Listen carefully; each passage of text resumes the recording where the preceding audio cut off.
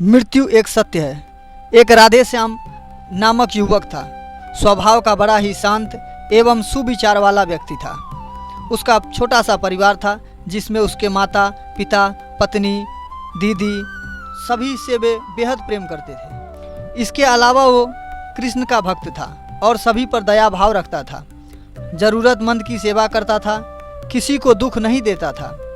उसके इन्हीं गुणों के कारण श्री कृष्ण उससे बहुत प्रसन्न थे और सदैव उसके साथ रहते थे। और राधे श्याम अपने कृष्ण को देख भी सकता था और बातें भी कर सकता था।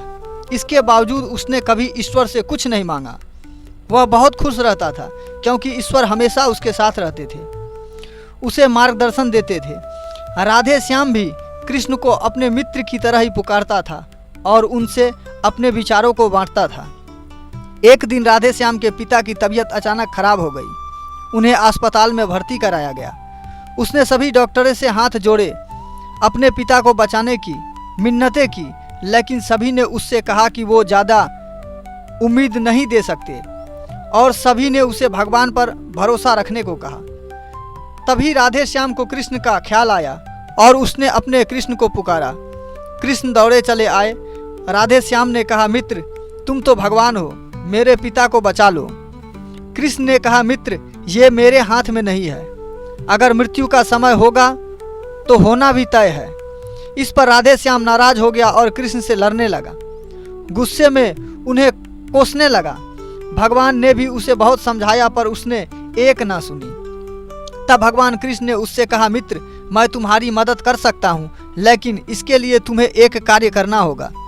राधे श्याम ने तुरंत पूछा, कैसा कार्य? कृष्ण ने कहा, तुम्हें किसी एक घर से मुट्ठी भर ज्वार लानी होगी और ध्यान रखना होगा कि उस परिवार में कभी किसी की मृत्यु ना हुई हो। राधे श्याम झट से हाँ बोल करके तलाश में निकल गया। उसने कई दरवाजे खटखटाए। हर घर में ज्वार तो होती, लेकिन ऐसा कोई नहीं होता जिसके परिवार में किसी की मृत्यु ना हुई हो। किसी का पिता, किसी का दादा, किसी का भाई, किसी की काकी, किसी की बहन। 2 दिन तक भटकने के बाद भी राधे श्याम को ऐसा एक भी घर नहीं मिला। तब उसे इस बात का एहसास हुआ कि मृत्यु एक अटल सत्य है। इसका सामना सभी को करना होता है, इससे कोई भी नहीं भाग सकता।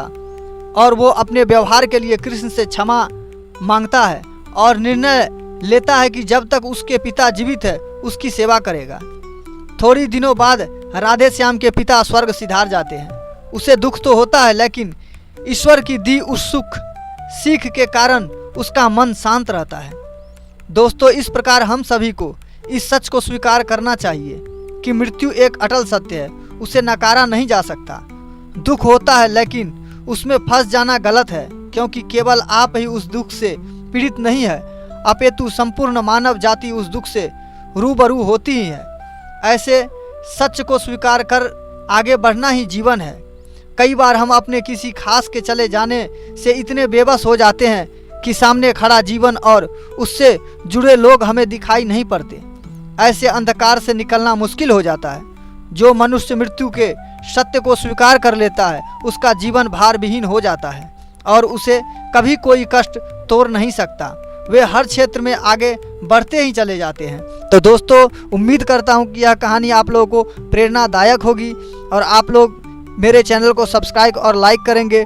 तो मिलेंगे आप लोगों से अगले कहानी में। तब तक के लिए बाय बाय, टेक केयर। आप सभी ख्याल रखें, स्वस्थ रहे और मस्त रहे।